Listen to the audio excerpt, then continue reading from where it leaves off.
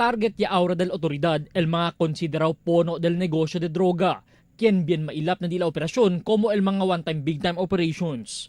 Pero mientras tali pa lang asigun sila na preliminary talks para identifika con este, junto con el PIDEA y NBI. Hindi pa siyempre ta descansa el mga drug bypass operations del PNP. Rason para pwede sila aresta uno drug pusher kada dia. Idepende este na kada estasyon. Como alas 9 pasada anoche, el personal de Police Superintendent Yomari Albarico bajo na opisina del Police Station 11, un drug bypass operation. Ella conduce el Station Anti-Illegal Drug Special Operations Task Force que taman target un residente del Boholano Camino Nuevo. El resulta, ya puede vender na di ila asset, iya puede aresta con Roel Manalo, 45 anyo, un part-time construction worker.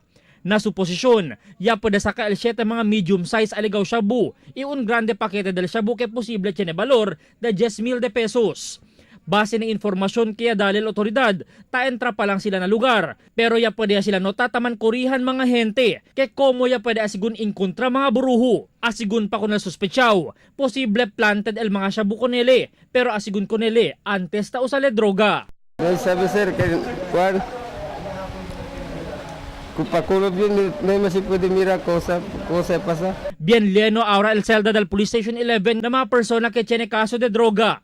Ya alcanse asigun na 14 persona el laman del cada celda, que debe talilang na 10 detenidos el kabe. Ta anticipa el otoridad, el subi pa el número del mga arestado persona, apenas sinta el elegido presidente Duterte. Albert Luna, Dateline Zamboanga.